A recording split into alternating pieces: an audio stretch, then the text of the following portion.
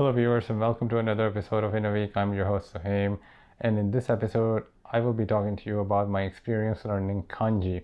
So finally I am delving into kanji these days, and this is the first time ever I am putting into my techniques and strategies of learning kanji, and they're pretty effective, by the way. So I wanted to share this with all of you. So if you are in the same process, I think this might help you guys a lot. So let's learn about what I have discovered in the past few days learning kanji.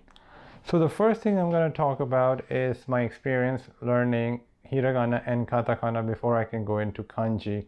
It's important for everybody to know that I did not learn kanji in the very beginning, and the only thing that I focused on was learning the scripts of hiragana and katakana.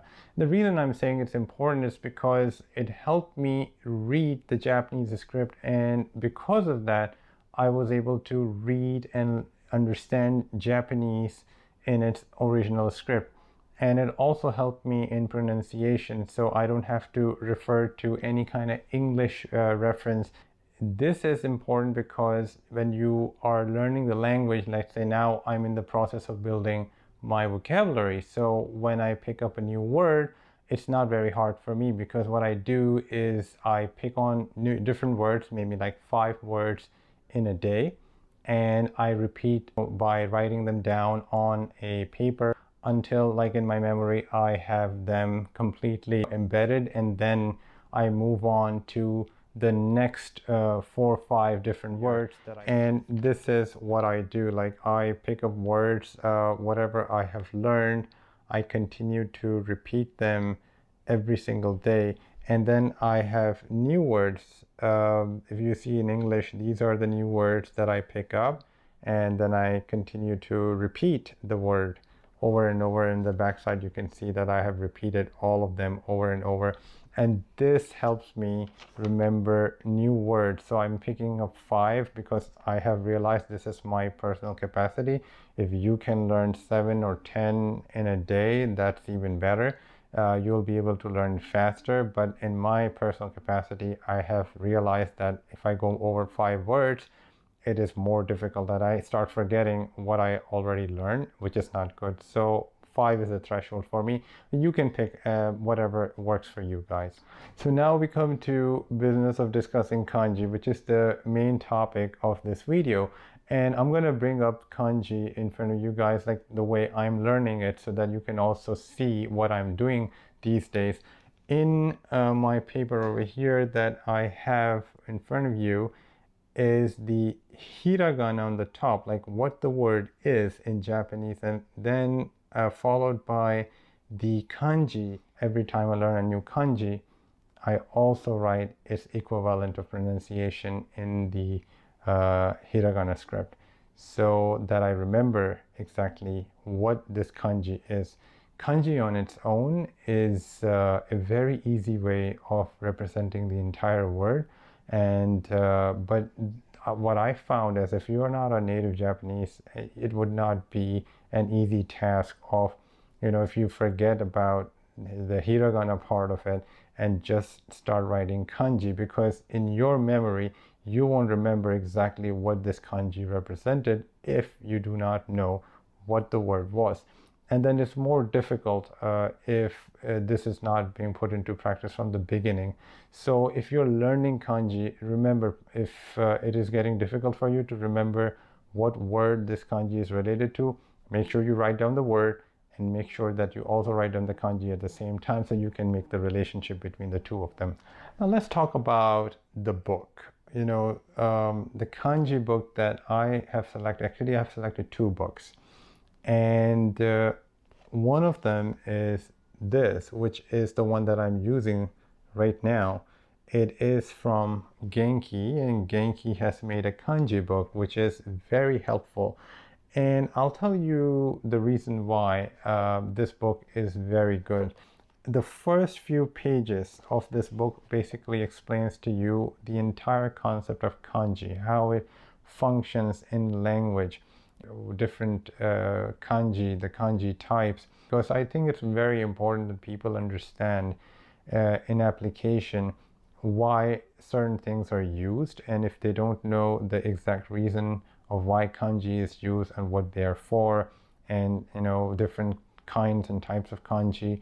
And then what the book does is actually it breaks down kanjis to try to tell people exactly what are the components of it, so that it's easy by breaking it down to see what the whole kanji looks like.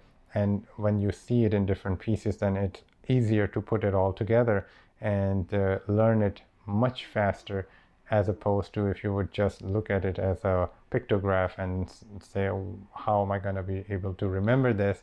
Because not only that kanji as a pictograph, but its relationship to the word, at the same time, they're like, at least by Japanese standard, like they want people to have at least 2300 to 2500 kanji memorized. This is what a Japanese student learn over the years, and this is not an easy thing for anyone to master overnight.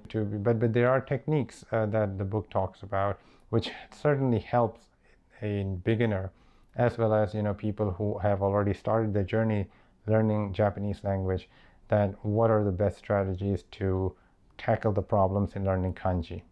Now, to give you guys a little bit of a reference from the book, exactly why I really like the book when it comes to learning kanji is this. I'm going to show you a page and I'm going to explain to you what exactly it is. So the book is very good in describing, for example, how to write a kanji. If you see in the bottom, it shows you how many strokes and in what order you have to write those strokes, the image of the kanji itself, and then it kind of gives you a little picture over here to remember some kanji by. These are very easy to remember, but there are of course detailed pictures that always tells you about how to write them down.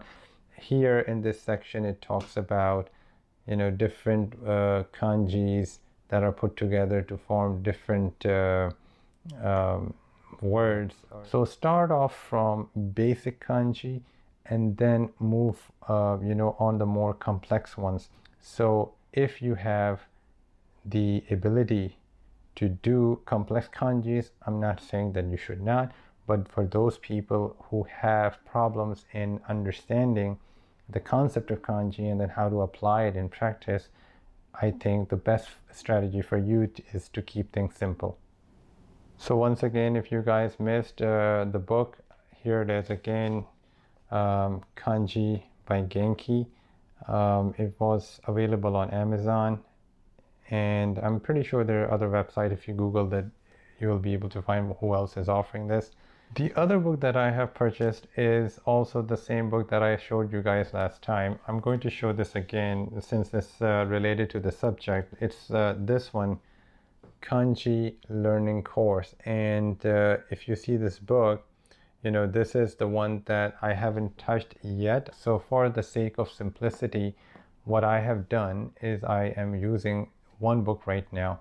So once I have the grasp of the concept much more firmer in learning kanji, then I will be utilizing this book. It's also very good. What it does is that also gives you, for example, the English translations, and it gives you the reference. It's not as good as the other book in terms of learning how to write strokes, because it gives you the numbers on different strokes, like this is gonna be written first, this is gonna be written second or third. But what it doesn't do is that it doesn't give you pictographs, which is very important for me. I learn easy if I have some kind of a graphic memory to relate any kind of work with, and the other book that's by Genki has done a superb job in making the images. But if it's not a big issue for you, I think this book certainly will be also a very good investment. But I would like to hear from you, anyone who is a native Japanese speaker or someone who has already mastered the language, exactly what you guys did when you were learning kanji in a school or on your own. So if you have those strategies and techniques, please let me know about that in the comment section. So guys, that's it for now. If you like what you saw, please like the video, subscribe to the channel. It will help the channel grow. Not only that, but please, if you have any suggestions for future videos, or if you have any comment regarding the previous videos, please do leave your comments in the comment section. I will see you in another episode of In a Week.